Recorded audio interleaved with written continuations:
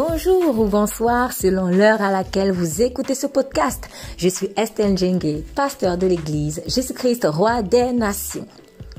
À quelle fréquence dites-vous merci? Pour les bonnes choses qui vous arrivent ou pour les choses plus douloureuses? En tant qu'enfant de Dieu, il y a un style de vie qui nous est particulier. Il y a un style de vie qui nous colle à la peau. Et dans ce style de vie, il y a ce qu'on appelle l'action de grâce. Tout simplement, savoir dire constamment merci à Dieu. Oui, nous oublions très vite d'où Dieu nous a sortis. Nous oublions très vite ce qu'il a fait de bien pour nous. Nous oublions très vite ses bénédictions. Nous oublions très vite qu'il nous a sauvés, qu'il nous a rachetés, qu'il nous a délivrés et que sais-je encore. Et voilà pourquoi nous voyons la plupart des fois notre vie en noir. Bien-aimé, avec Dieu, c'est l'optimisme. Avec Dieu, c'est le positif. Il faut apprendre à rendre grâce pour tout ce qui nous arrive car Dieu est au contrôle de tout. L'action de grâce est une puissance. L'action de grâce est une libération. L'action de grâce est une source de joie. Je n'en dirai pas plus, mais je vous invite à écouter le message en son intégralité. Partagez-le car quelqu'un en aura besoin. Vous êtes bénis.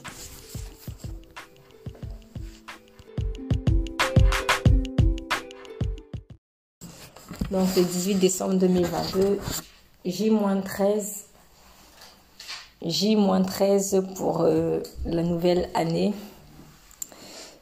Je sais pas pourquoi, mais il y a une tendance depuis quelque temps vraiment à compter les jours et j'entends dans mon esprit compte. Mais je veux me souvenir de ce passage, cette prière de Moïse. Apprends-nous à bien compter nos jours. Seigneur, apprends-nous à bien compter nos jours. Donc, je pense que nous sommes dans une heure, dans une saison où vraiment on doit apprendre à compter. On doit vraiment apprendre à compter pour savoir où est-ce qu'on en est, où est-ce qu'on en est avec le Seigneur Jésus, où est-ce qu'on en est dans notre vie en général. Donc, jour J-13, mais je garde toujours cette parole d'espoir que j'aime bien donner en disant, si vous attendez des choses, l'année n'est pas encore terminée. Si Dieu vous a promis des choses pour cette année, ce n'est pas encore terminé parce que Dieu n'est jamais en retard et il n'est pas en avance également. Donc, en 13 jours, Dieu peut rattraper le retard de plusieurs mois, voire de plusieurs années. C'est même largement suffisant pour lui. Donc, gardons espoir. Très bien. Alors, depuis quelques jours, comme je l'ai dit dans le cadre de réunions de prière en semaine, j'ai vraiment à cœur l'action de grâce. L'action de grâce, vous savez, c'est quelque chose qui englobe tellement de choses. Elle englobe tellement de choses. Et quand vous commencez à réfléchir sur l'action de grâce ou à méditer sur l'action de grâce, vous vous rendrez compte que tellement de principes divins sont liés à cela. Et finalement, la parole de Dieu, dans ses différents aspects, elle est vraiment un corps. Moi, c'est un constat. Voilà, normalement, si vous prenez la peine si vous lisez la Bible de façon assidue, vous vous rendez compte que tout s'emboîte finalement. Et là, on voit que cette parole, selon laquelle vraiment Jésus-Christ, il nous voit comme un corps, on est un avec lui, c'est la vérité. Parce que l'un va parler, quand il va te parler de l'action de grâce, après tu vas te rendre compte que peut-être c'est lié à telle chose qu'il t'avait dite, qui en apparence n'a rien à voir, mais c'est que tout est lié. Cette épaule, si elle ne va pas bien, je suis sûre, mon talon, il n'ira pas bien. Je ne pourrais pas vous expliquer par quel mécanisme parce que je ne suis pas à l'intérieur et que ce n'est pas ma spécialité. Mais si l'épaule ne va pas bien, le talon n'ira pas bien. Si le talon ne va pas bien, mon oreille n'ira pas bien. Pourtant, ils ne sont peut-être pas côte à côte. Mais c'est parce qu'ils sont liés. Ils sont irrigués par le même sang. Ils reçoivent la même oxygène. Voilà, ils sont commandés par le même cerveau. Tiens, donc, c'est lié. Ce qui veut dire que la Genèse est liée à l'Apocalypse. 1 roi 18 sera lié à Daniel 10. Voilà, je prends... Voilà, chaque fois que vous allez prendre la parole de Dieu, vous allez voir que tout est lié.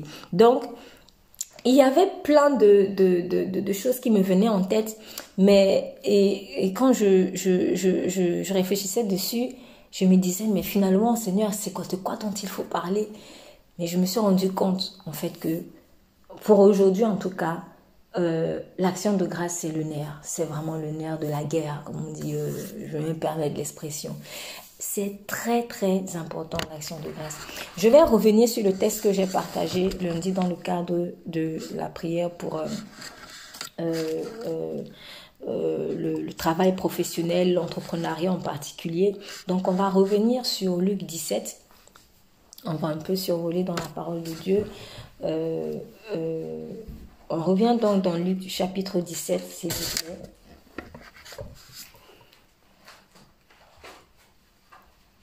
À partir du verset 11 jusqu'au verset 19.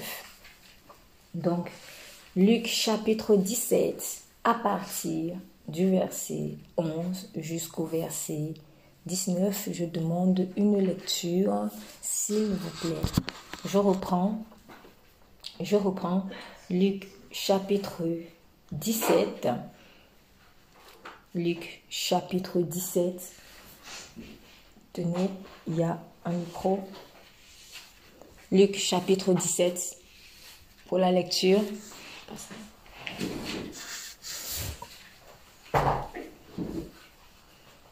Luc chapitre 17. Verset 11 au verset 19. Merci pour la lecture. Jésus, se rendant à Jérusalem, passait entre la Samarie et la Galilée. Comme il entrait dans un village, 10 lépreux vinrent à sa rencontre. Se tenant à distance, ils élevèrent la voix et dirent : Jésus, Maître, aie pitié de nous. Dès qu'il les eut vus, il leur dit : Allez vous montrer au sacrificateur. Et pendant qu'ils y allaient, il arriva qu'ils furent guéris. L'un d'eux, se voyant guéri, revint sur ses pas, glorifiant Dieu à haute voix. Il tomba sur sa face aux pieds de Jésus et lui rendit grâce. C'était un Samaritain. Jésus, reprenant la parole, dit : Les 10 n'ont-ils pas été guéris? Et les 9 autres, où sont-ils? Ne s'est-il trouvé que cet étranger pour revenir et donner gloire à Dieu? Puis il lui dit : Lève-toi, va, ta foi t'a sauvé. Amen. Amen. Jésus va à Jérusalem. Il passe par le milieu de la Samarie et de la Galilée. Il rentre dans un village et là il voit 10 lépreux qui se tenaient éloignés. Donc on se souvient que vraiment dans leur contexte, quand vous étiez lépreux, vous étiez mis à l'écart. Donc maintenant on va transposer ça vraiment dans notre contexte. Parce que quand on lit la parole, peut-être on a un peu du mal à s'identifier, mais ça parle vraiment de nous. Le lépreux, c'est celui qui est malade et à cause de sa maladie, il est mis à l'écart. Dans le livre de la Genèse, au chapitre 1er, qu'est-il écrit? Je lis : Au commencement, Dieu créa les cieux et la terre. Or, la terre était informe et vide, et les ténèbres étaient à la surface de l'abîme, et l'Esprit de Dieu se mouvait au-dessus des eaux. Je rappelle l'état de la terre. Elle était comment? Informe, donc il n'y avait pas de forme. C'était brouillon, comme on dit. Et elle était vide. C'est comme ça que nous étions.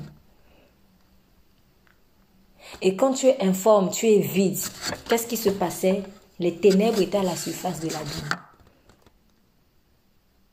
C'est-à-dire, en fait, qu'on était entouré de ténèbres. On n'avait pas de forme, on était vide, on n'avait rien. Des lépreux mis à l'écart. C'est ça, en fait. En tout cas, moi, je ne sais pas pour vous, mais pour moi, là, c'était ça. Et je suis convaincue d'une chose, même si tout le monde ne le confesse pas comme ça. Mais dans la mesure où il est écrit, ils ont été tous privés de la gloire de Dieu. Tous privés de la gloire de Dieu. Même beaucoup qu'on va idolâtrer. Même Marie était privée de la gloire de Dieu. Mohamed était privé de la gloire de Dieu. Bouddha était privé de la gloire de Dieu. J'étais privé de la gloire de Dieu. Vous étiez privé de la gloire de Dieu. Vos vies, ma vie, c'était rien. C'était zéro. C'était zéro. Peut-être qu'on va dire ça à quelqu'un aujourd'hui que ta vie c'est rien, ta vie c'est zéro. Il va prendre ça mal. Ah oui, tu m'insultes et tout. Mais à vrai dire, c'est ça. Qui étais-je moi avant? Qui étais-tu avant? Qui te connaissait? Les premiers au coin de la rue, personne ne te voyait. C'est-à-dire, c'est comme malheureusement beaucoup de mendiants aujourd'hui ou de personnes qui ne sont même pas forcément mendiantes, mais qui sont à la rue. Et quand tu viens leur parler, comme un jour quelqu'un m'a dit, ce n'est même pas pour l'argent en fait que je suis contente de vous venir parler. C'est juste que quelqu'un se soit assis à côté de moi et me parler. Parce que quand tu es tout le temps mis à l'écart, il y a quelque chose qui te manque. Au-delà du matériel, tout ça en fait, c'est une présence. Une présence. Parce que quand tu es peut-être à la rue, on ne te regarde plus, on ne te considère plus. Il y a 1 milliard de personnes qui peuvent passer là, mais ils ne vont même pas se rendre compte qu'il y a quelqu'un qui est au sol, qui pleure, qui gémit. Mais c'est comme ça qu'on était. La terre était informe et vide, et les ténèbres. Pour marcher dans l'action de grâce, il faut se souvenir d'où on vient. Pour marcher dans l'action de grâce, il faut se souvenir d'où on vient. Quand tu oublies d'où tu viens, tu auras du mal à sortir l'action de grâce. C'est ça. Si j'ai vécu pendant longtemps dehors, là regardez, il fait très froid. Les températures sont négatives. Si j'ai vécu longtemps dehors, le jour où on va me dire, va même dormir au garage, là-bas il n'y a que peut-être un matelas en forme d'éponge. Tu vas dire merci. Parce que tu sais ce que c'est que dormir dehors sur le goudron. En temps normal. Tu ne vas même pas, on va te dire, oui, mais désolé, vraiment, c'est pas le 5 étoiles. Non, non, non, non, c'est pas grave, j'ai même pas besoin du 5 étoiles. Je veux juste un petit coin chaud. Et où poser la tête, c'est tout. Et à ce moment-là, on ne va même pas te supplier. L'action de grâce va sortir et sort tout seul en fait. Ça sort tout seul. Parce que tu sais d'où tu viens. Donc, vous remarquerez que très souvent, Dieu disait à Israël, et quand il rappelait Israël, souviens-toi que c'est moi qui t'ai sorti d'Égypte. C'est moi qui t'ai sorti d'Égypte. Essayez de compter le nombre de fois que Dieu dit cela. Vous allez vous rendre compte, c'est beaucoup. C'est beaucoup. Chaque fois que, très souvent, dès que Dieu voulait faire quelque chose pour Israël, surtout quand Israël s'était aussi détourné, il rappelait toujours, c'est moi qui t'ai sorti d'Égypte. C'était même d'autres générations. C'était d'autres générations qui, elles, n'avaient pas vécu l'esclavage. Mais Dieu parlait à Israël en disant, c'est moi qui t'ai sorti d'Égypte. Comme je te dis, là où tu te trouves aujourd'hui, là, c'est parce que j'ai sorti tes ancêtres d'Égypte. Dieu voulait rappeler toujours à Israël d'où est-ce qu'il a tiré. C'est très important. L'action de grâce, elle commence quelque part par là. Est-ce que je me souviens que j'étais informe et vide? Je n'étais rien. C'est lui qui est venu me donner un sens. C'est lui qui est venu me remplir. C'est lui qui est venu me donner une forme pour que je ressemble à quelque chose. Donc, quand aujourd'hui, quelqu'un va me regarder, m'apprécier. En fait, c'est lui qui m'a donné cette forme-là. Mais je ne ressemblais à rien. On ne savait pas si... Je ne pouvais pas me dire si je suis carré, circulaire, rectangle, triangulaire. Il n'y avait rien. C'est lui qui est venu me donner une forme. J'étais vide. C'est lui qui est venu me remplir. Aujourd'hui, quand peut-être quelqu'un va me voir, il va dire, ah oui, t'es tout le temps joyeux, t'es tout le temps joyeuse, ou alors oui, vraiment tu es paisible, tout ça là. Toutes ces qualités, tout ce bien en fait que les gens ressentent en ma présence, c'est parce que c'est lui qui est venu me remplir de lui-même. Mais sinon, je n'étais rien et je n'avais rien. Je n'avais rien. J'étais lépreux, malade. Le lépreux n'a peut-être pas de main ou de pied. Donc, il ne pouvait même pas... Un lépreux a du mal à attraper quelque chose. De ses mains, en fait, je ne pouvais rien faire. Jésus a dit, sans moi, vous ne pouvez rien faire. Je ne pouvais rien faire, en fait. Troisièmement, personne ne me regardait. Seul, comme le lépreux qui est à l'écart. Dès que vous voyez lèpre, vous allez voir l'écart. Myriam, frappée de lèpre, à l'écart. Les autres lépreux, lèpre, à l'écart. C'était ça. Il y avait des circonstances, des choses que je vivais dans ma chair qui faisaient que je sois à l'écart. La femme à la perte de sang, maladie, tu es à l'écart, pourquoi impur? Mais c'était comme ça que j'étais. En fait, la solitude que je vivais dans le monde, sans connaître Christ là, c'était dû en fait à ce malaise là, à cette ténèbre qui me poursuivait. Parce que quand tu es dans les ténèbres, tu es seul, tu es condamné à être seul. Même si tu es dans la foule, tu vas te sentir seul.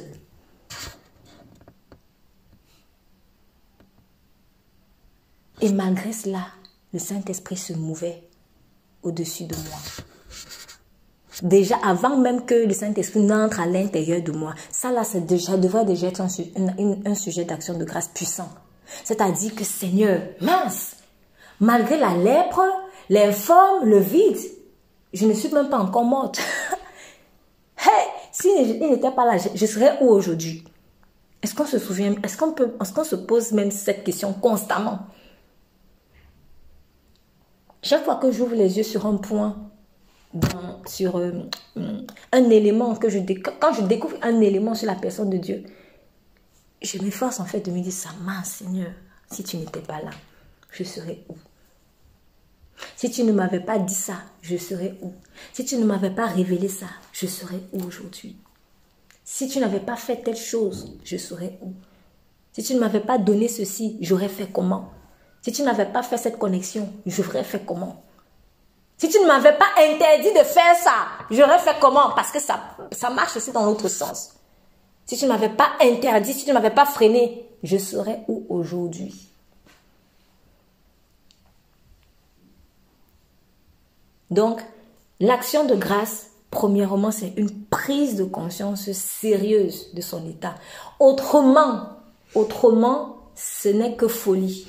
Je ne sais pas vraiment comment l'expliquer autrement. Mais, c'est-à-dire, si je ne prends pas conscience d'où j'étais, je suis fou. Je suis fou. C'est comme si même limite, ça me plaisait d'être dans cet état informe et vide. Mais vraiment, une fois que Jésus est en train de passer, comme il est écrit, comme il allait à Jérusalem, il passait par le milieu de la Samarie. Vous savez, quand vous avez envie de libération, il y a des choses que vous ne pouvez pas laisser passer dans votre vie comme ça. Quand tu vois la grâce qui traverse là où tu es, tu ne peux pas t'amuser à rester assis. C'est impossible. Sauf si tu aimes ta condition. Donc, la détermination aussi à sortir de la lèpre, quelque part, elle s'apprécie au travers de mon attitude quand je vois le Seigneur passer. C'est pour ça que je disais hier dans le cadre de la prière pour le travail, on a des saisons dans nos vies. Dieu a créé l'hiver, le printemps, l'été, etc. Mais dans nos vies, on a des saisons aussi. Et ces saisons-là passent, elles reviennent. Elles passent et reviennent. À chaque saison de ma vie, Dieu a placé une portion de grâce. De telle sorte que si je loupe en fait cette portion, dans cette saison-là, peut-être que je serai obligé d'attendre encore la prochaine saison. C'est très sérieux, je vous assure. C'est ce qui explique malheureusement parfois les impressions de retard dans nos vies et tout ça. Parce que il y a à l'intérieur de toi, ton esprit en fait, il te témoigne, il te dit, il y a quelque chose qui me manque, ouais, quelque chose qu'on a loupé. Ce sentiment d'avoir souvent raté quelque chose ou d'être en retard dans nos vies, en fait c'est ça. C'est ton esprit qui est en train de te témoigner qu'il y a une saison qui était ratée. C'est ça en fait. Mais chacun a une saison, a des saisons. il y a une saison de célibat dans laquelle tu ne dois pas laisser passer ce que Dieu veut faire avec toi en fait. Il y a des saisons du mariage. Quand tu vas entrer dans la saison du mariage, par exemple, les saisons du mariage, elles se manifestent. Je donne des exemples là, mais ça va pas être, c'est pas toujours automatique pour tout le monde. Mais il y a quand même des points communs que on observe. Quand tu es dans la saison du mariage, tu vas peut-être constater que si c'est une femme, beaucoup d'hommes du jour au lendemain te tournent autour. Si c'est un homme, beaucoup de femmes elles te tournent autour. Tu comprends pas? C'est comme si avant on te voyait pas. Et puis, lorsque la saison du mariage arrive, boum, tout le monde te regarde. Même le voisin avec qui même peut-être c'était seulement ton ami, du jour au lendemain commence à te regarder, plus comme avant. Ça ne veut pas dire que c'est lui ton mari, mais en fait, le vrai mari, il est là. Mais c'est comme si ta saison, elle attire beaucoup de choses, beaucoup de personnes. Mais c'est parce que c'est ta saison du mariage. Si c'est peut-être sur le plan professionnel, je vais revenir sur le plan professionnel. Il fut un temps où peut-être Dieu m'a vraiment voulu, entre guillemets, chômage. Quand je dis entre guillemets chômage, ça ne veut pas dire que je chômais, je ne faisais rien du tout. Non, je ne parle pas de ça. Autrement, je suis dans la paresse. Mais il y a peut-être un temps où Dieu n'a pas permis que je sois recrutée quelque part, que j'ai un contrat quelque part, parce qu'il veut faire quelque chose de précis avec moi. Quand viendra la saison où il faut que tu sois recruté, c'est toi qui auras l'embarras du choix. Tous les offreurs d'emploi vont courir après toi. Parce que c'est ta saison. Je vais donner un exemple très simple encore. Regardez par exemple les animaux. Les animaux, quand c'est la saison de l'accouplement, on vous dit souvent, peut-être vous avez vu ça dans des documentaires ou dans des émissions, ou même dans des livres à l'école, on apprend aussi ça en fait. Quand c'est la saison de l'accouplement, on dit par exemple que la femelle elle est en chaleur. À ce moment-là, plein de mâles en fait courent. Parce que ta saison libère une odeur qui donne des informations dans le spirituel en fait. Mais maintenant, à toi d'avoir le discernement pour être avec la bonne connexion. Donc, si je parle du mariage, c'est pas parce que 1 milliard d'hommes te courent après que tu vas t'entendre. Non, il faut avoir le discernement juste pour reconnaître ton Adam ou pour reconnaître ta Ève. Donc, il y a des saisons. Il y a des saisons dans nos vies. Si maintenant je suis dans ma saison du mariage et que je ne fais pas attention, peut-être je reste fermée. Je suis fermée ou je ne me mets pas en condition. Je vais donner un exemple encore très simple. C'est ta saison de mariage, mais tu passes peut-être exprès ton temps à te négliger physiquement. Non, ça ne va pas le faire. Non, franchement, là, je vais être pratique en fait. Ça ne va pas le faire. Ça va pas le faire. Je ne dis pas qu'il faut attendre la saison du mariage pour se mettre bien physiquement. Mais quand même. Donc, quand c'est ma saison de mariage, je ne peux pas m'amuser avec mon apparence. Alors, bien sûr, ça, on a déjà vu en long en large. C'est pas l'apparence qui fait tout. Mais Dieu est dans tout. Dieu est dans tout. Voilà. Donc, il y a une saison de préparation. Il y a une saison où maintenant le fruit de ta préparation doit éclore. Donc, quand on voit par exemple le cas d'Esther qu'on a vu la semaine passée, on a vu, elles ont fait 1 an de préparation. 6 mois pour faire ceci, 6 mois pour faire cela. Ce n'était même pas le même type de préparation. 6 mois avec un certain type de cosmétique et 6 mois avec d'autres types de cosmétiques naturels. Saisons différentes. Si maintenant, quand c'était le moment d'aller utiliser la mie, elle va utiliser, moi je sais pas moi quoi, l'aloe vera, on va dire ça comme ça. Non, ça le fait pas. Parce qu'il y a 6 mois pour tel type de préparation et il y a 6 mois pour passer à une nouvelle dimension de ta préparation. Et après ces 6 mois-là, vient maintenant la saison de la rencontre avec le roi Assuérus. Si c'est au moment où je vais rencontrer le roi Assuérus que je commence à me préparer, je vais louper. Je vais louper. C'est comme ça en fait que ça se passe. Donc, il y a des saisons. Et à chaque saison, il y a des choses précises, en fait, que je dois faire, ou il y a des fruits de caractère précis que je dois développer. Absolument. Parce que ce que je vais développer dans cette saison-là va m'aider pour la saison suivante. Ce que je prépare en été, par exemple, Fable de La Fontaine, La cigale et la fourmi, ça va m'aider pour la saison de l'hiver. Donc, si en été, je n'ai pas fait ce qu'il fallait faire, en hiver, je vais être démunie, en fait.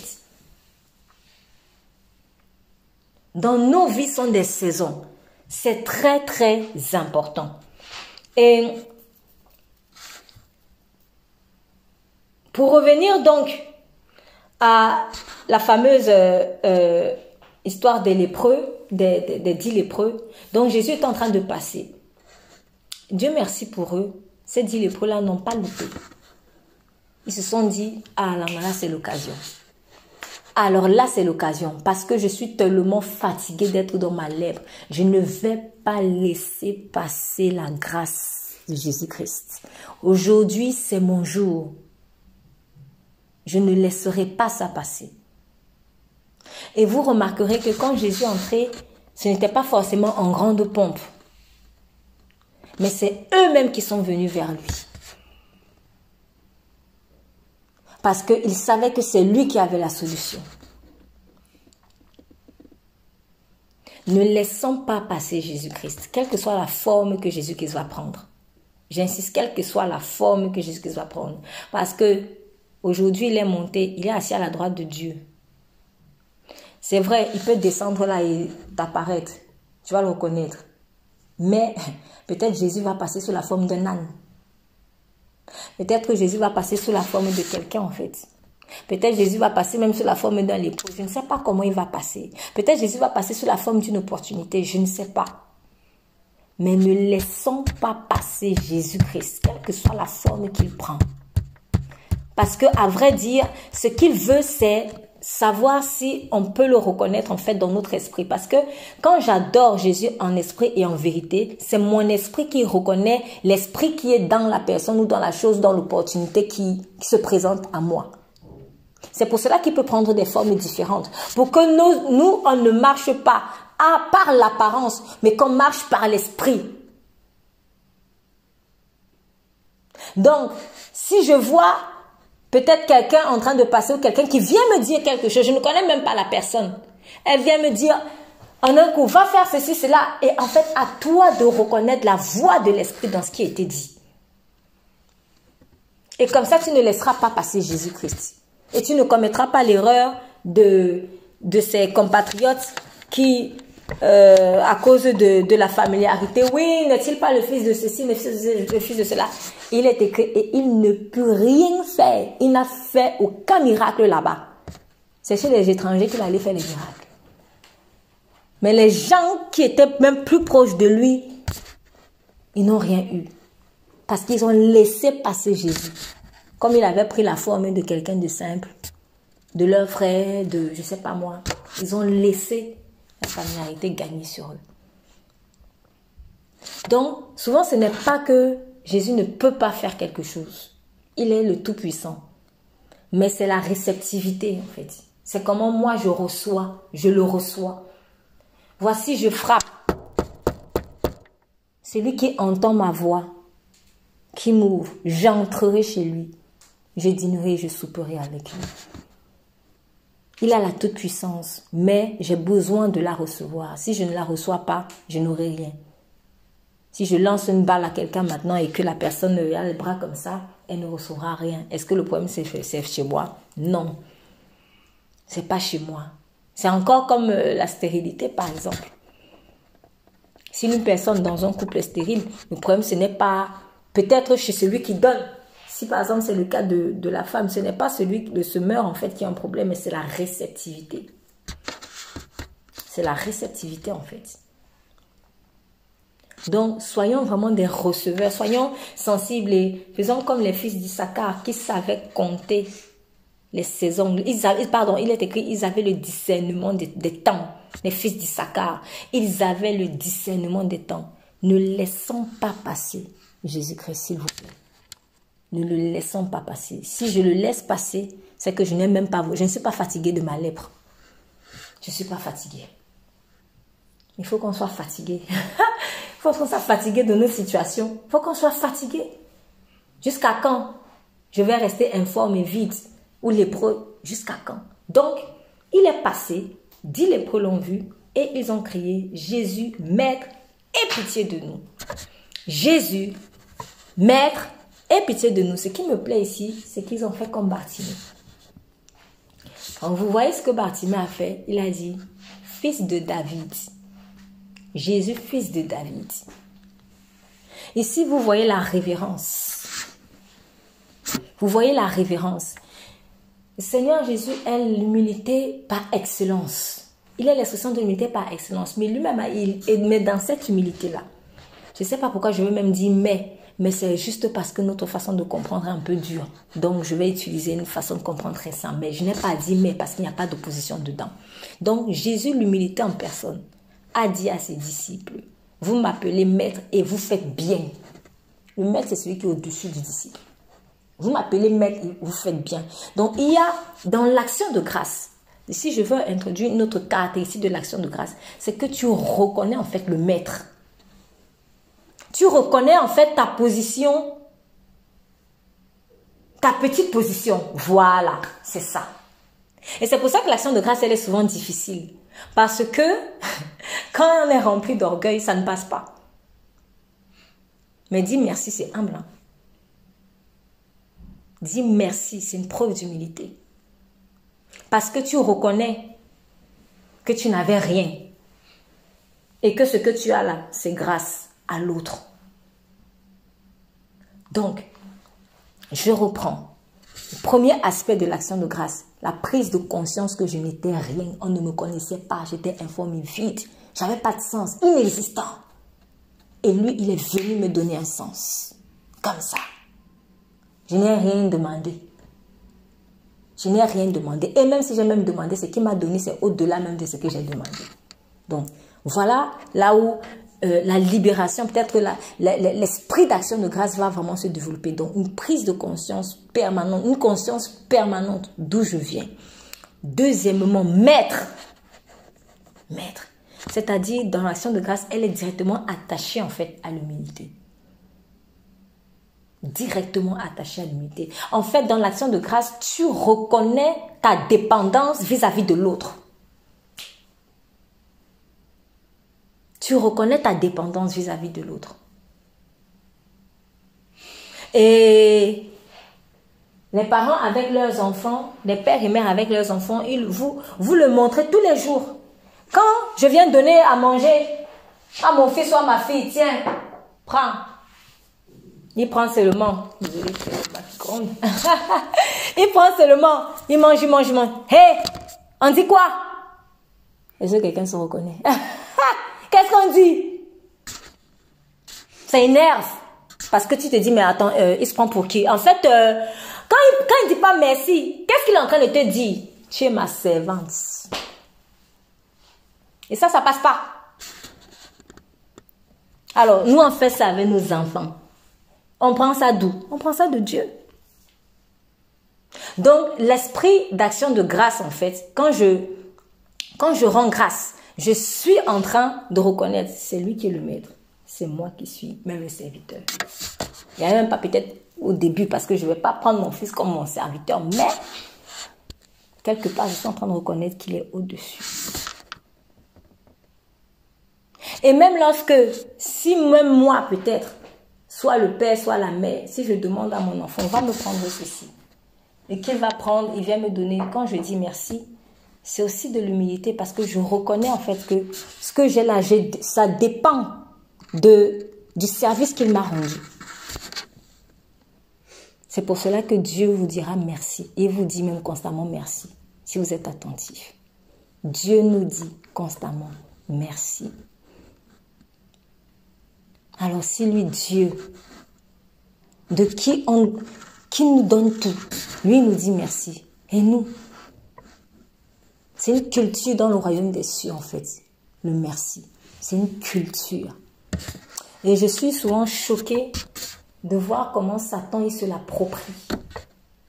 Parce que quand on va voir malheureusement des agents de ténèbres, quand ils font un exploit. Quand ils font un exploit, je vais par exemple prendre le cas de chanteur, voilà, de chanteur. Quand il va faire son concert, il va faire son signe sataniste en guise de remerciement à Satan. Chez eux, là-bas, c'est automatique. Parce qu'on est dans l'esprit de la peur. Donc, si tu ne dis pas merci, ça te coupe la tête. Mais Satan ne fait que voler des principes divins parce que, en fait, lui, il ne le fait pas par amour, mais il le fait parce que à ces principes divins-là sont attachés quelque chose de puissant. Donc, quand il impose l'action de grâce, c'est parce qu'il veut juste se servir de la puissance de l'action de grâce pour continuer à faire ce qu'il doit faire pour la personne afin que cette personne la serve. Ce qui veut dire qu'au-delà même de l'amour ou de la politesse ou de je sais pas moi ou de l'humilité, mais en fait l'action de grâce elle cache une puissance pour celui qui rend grâce.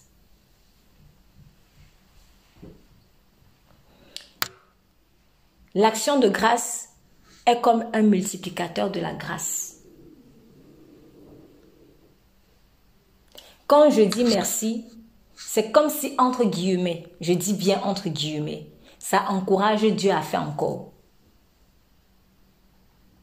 Celui qui ne dit jamais merci ou qui dit très peu merci pour ce qu'il a reçu, tu n'encourages pas encore ce qu'on te fasse encore. Mais quand tu dis merci pour le petit matelas en épongeant, j'ai pris l'exemple là au garage, même au garage là. Tu dis, ah, pour ça il me dit merci.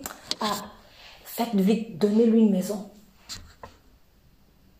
L'action de grâce encourage à faire plus. Mais le manque d'action de grâce, en fait, ça bloque. Parce que si je ne peux pas dire merci à Dieu pour ce que j'ai déjà reçu, pourquoi il va encore donner, en fait? C'est un peu bizarre. Ou même en donnant, tu as le cœur lourd. Si on ne comprend pas, reprenez le cas de vos enfants. Tout simplement. Si ton enfant ne te dit pas merci pour le plat que tu lui as donné aujourd'hui, peut-être parce que tu ne veux pas le laisser affamer, tu vas laisser. Tu vas laisser, mais au fond, tu as mal. Au fond, tu as mal. Au fond, tu as mal. Mais quand un enfant, il prend un plat et qu'il dit merci, ça dit vraiment pour lui, tu te dis, ah, tu as envie encore de faire plus, et de faire plus, et de faire plus. L'action de grâce encourage celui qui donne la grâce. L'action de grâce encourage celui qui donne la grâce. On a envie d'en faire plus pour celui qui a reconnu que ce qu'on lui a donné là est une bonne chose. Il te rend. L'action de grâce est attachée à l'honnêteté. Quelqu'un qui rend constamment grâce est honnête et quelqu'un qui ne rend pas constamment grâce est malhonnête. Je m'explique. Écoutez bien l'expression. Action de grâce. Action de grâce. Je fais une action de grâce. Qui a posé l'action? Qui a posé l'action en fait qui a suscité... Ah bon, non, je vais dire autrement. Qui a donné la grâce? C'est Dieu qui a donné la grâce. L'action de grâce là alors c'est quoi? C'est... En fait elle est quelque part attachée à moi qui va... Quand on dit je lui rends grâce, rendre c'est quoi? J'ai ça.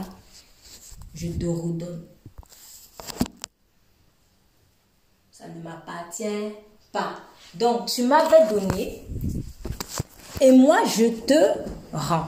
Je te restitue. Si je restitue, c'est parce que je reconnais que ce n'est pas à moi. C'est honnête. Donc, quand je vais dire, je rends grâce à Dieu, Dieu m'a donné une grâce et je la lui remets. En fait, je reconnais que cela ne vient pas de moi. Et Dieu est tellement bon parce que dans cette action de grâce, il ne te demande pas de lui restituer ce qu'il t'a donné là. C'est pas ça en tant que tel. Si Dieu m'a donné un enfant ou si Dieu m'a donné, je sais pas moi, un travail, c'est pas qu'il va enlever le travail. Mais en fait, il veut ta parole, ta louange. C'est ça qu'il veut. Donc, quand je rends grâce, je suis en train de reconnaître que ça ne vient pas de moi. Mais quand je ne rends pas, quand je ne vois même pas ça, c'est comme si, en fait, c'était un dû. C'est comme si c'était un dû.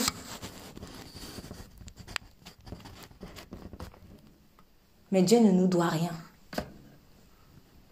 C'est plutôt même nous qui lui devons.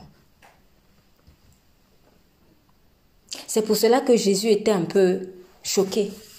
Quand il dit ceci, Verset 17. Or, il était samaritain. Jésus prenant la parole dit, tous les 10 n'ont-ils pas été guéris? Où sont donc les 9 autres? Mais relisons bien le passage. Est-ce que quand Jésus, quelle est l'instruction qu'il leur a donnée? Quelle est l'instruction que le Seigneur Jésus a donnée? Il dit, les ayant vus, il leur dit, allez et montrez vos sacrificateurs. Et il arriva qu'en s'en allant, il fut nettoyé. Il leur a simplement dit, allez et montrez-vous aux sacrificateurs. Il n'a rien dit de plus. Il n'a pas dit, vous allez vous montrer au sacrificateur et après vous revenez me dire merci, hein. Il était très simple. Mais alors, s'il n'a fait que ça, pourquoi, au verset 17, il dit, où sont donc les 9 autres? Où sont? Il les cherche. Pourquoi est-ce qu'il les cherche? Est-ce qu'il leur a donné l'instruction de venir me dire merci? Non. Parce que la bénédiction que Dieu te donne, dans la bénédiction que Dieu te donne, il y a tout. Donc quand Dieu m'a donné une parole, il y a tout. Il y a tout en fait. S'il m'a donné la guérison, à l'intérieur de cette guérison-là, à l'intérieur de cette grâce, il y a normalement l'action de grâce aussi. En fait, il y a la grâce et l'action de grâce. Grâce et action de grâce vont toujours ensemble. De telle sorte que quand Dieu m'a fait grâce, automatiquement, je dois comprendre que je dois rendre grâce. Si je ne comprends pas, je suis Satan, je sais pas, moi, je suis Judas, ou je suis autre chose. Ou j'ai alors pris comme si c'était un Dieu. C'est pour ça qu'il est étonné. C'est pour ça qu'il est étonné. Il a seulement dit, allez chez le sacrificateur, aussi, tout s'il se lève, il part, il part. Il sait ce qui va se passer en route. Mais quand on dit, et là, voyant qu'il fut guéri, l'étranger, il est revenu donner la gloire à Dieu. Parce que si je ne rends pas grâce, je prends la gloire. On n'a pas besoin de dire tout le temps qu'il faut dire merci, tout ça là. Si ce n'est pas spontané, en plus que j'ai le Saint-Esprit, il y a un problème. Il y a un problème. Dans la façon dont j'ai compris la grâce. Voilà, c'est ça. C'est qu'il y a un problème dans la façon dont j'ai compris la grâce. C'est que je n'ai pas vraiment compris. Mais après, comme je dis toujours, nous sommes en processus de sanctification. Donc, voilà, la révélation aussi, elle va de gloire en gloire. Le Seigneur était étonné. Où sont les 9? En plus, remarquez, 10 personnes, 9, jusqu'à 9. Ça montre aussi l'état de l'être humain. Et l'état de l'église en général. Il y a combien en fait? Combien qui reviennent? Celui-là, l'étranger là. Je pense que peut-être que c'est lui qui avait le plus marre d'être lépreux. Parce que je comprends, moi-même je ne comprends pas. Peut-être c'est lui qui avait vraiment le plus marre. Les autres là, peut-être ils n'étaient pas fatigués. Ou alors, vous savez, parfois il y a aussi l'effet de groupe. Vous êtes dans un groupe, chacun se plaint, mais il y a d'autres qui sont plus violents dans l'envie de sortir de leur galère. D'autres, bon, il est un peu comme ça. Et puis il y en a un qui s'aperçoit que, tiens, le maître en train de passer, il dit, hey, vous restez là, moi je m'en vais chercher ma libération. Il court. Et puis les autres regardent, ah, suivons-le aussi. C'est ça. En fait, ils ne vont pas parce qu'ils sont convaincus, mais ils vont pour faire le suivisme. Si vous êtes dans cet état d'esprit-là, non, ça ne va pas le faire. Ça ne va pas le faire. Donc, l'effet de groupe, il faut faire attention à ça. Il faut faire attention à ça. On peut être ensemble, mais pas avec le même état de cœur. Je pense, après ça n'engage que moi, mais je pense que quand les 10 sont allés demander à Jésus de les libérer, tous n'étaient pas motivés au même niveau. Oui, c'était pas dans le même état de cœur. La preuve, il n'y a qu'un qui est revenu. Waouh! Pourtant, tu sors de la lèpre. Tu sors de la lèpre.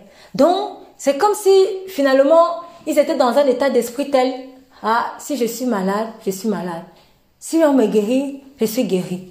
Mais il n'y a pas le, non, je refuse cette maladie. Je refuse. Il n'y a pas cette voilà, le royaume des chats passion violent.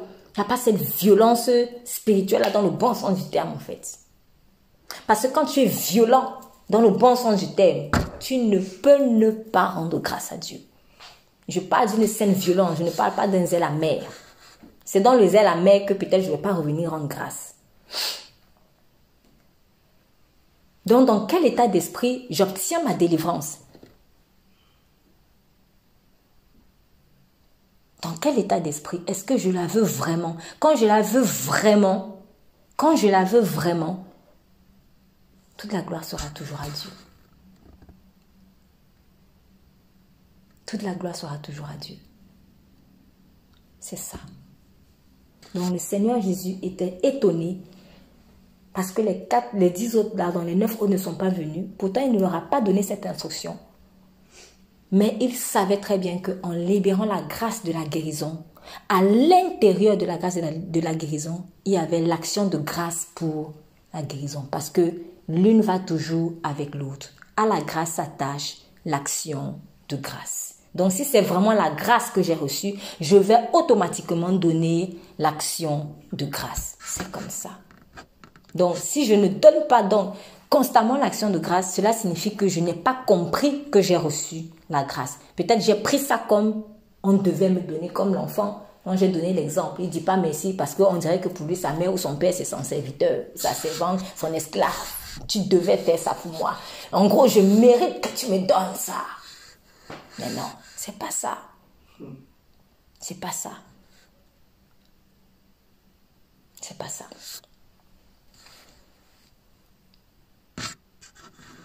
Or, il était samaritain. Jésus, prenant la parole, dit, tous les 10 n'ont-ils pas été guéris? Où sont donc les 9 autres? Il ne s'est trouvé que 7 étrangers qui soient revenus donner gloire à Dieu. Alors, il lui dit, lève-toi, va, ta foi t'a guéri. Alors, sur ce point, j'ai été touchée parce que Dieu m'avait donné ce texte pour m'expliquer en fait un autre texte. A priori, il n'y a peut-être pas de lien. A priori, il n'y a peut-être pas de lien avec l'action de grâce, mais on va quand même revenir sur ce texte. Et connaissant le Saint-Esprit, lui-même, il s'arrangera à trouver ici le lien. Nous sommes dans 2 Samuel, chapitre 6. C'est un texte qu'on a déjà eu à voir ou que vous avez déjà eu au moins dans votre temps personnel à lire.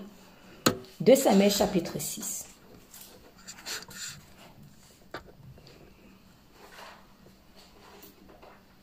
Je demande s'il vous plaît la lecture à partir du verset 3 jusqu'au verset 11.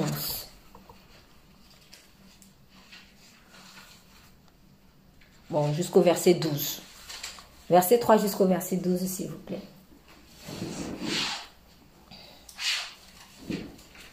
Verset 2 Samuel chapitre 6, verset 3 jusqu'au verset 12.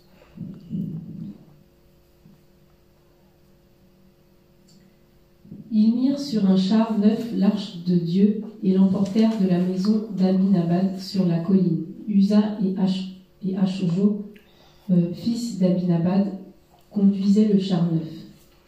Ils l'emportèrent donc de la maison d'Abinadab sur la colline. Uza marchait à côté de l'arche de Dieu et Agio allait devant l'arche. David et toute la maison d'Israël jouaient devant l'Éternel de toutes sortes d'instruments de bois, de cyprès, des harpes, des luttes, des tambourins, des sistres, des cymbales. Lorsqu'ils furent arrivés à l'ère de Nacon, Uza étendit la main vers l'arche de Dieu et la saisit parce que les bœufs la faisaient pencher.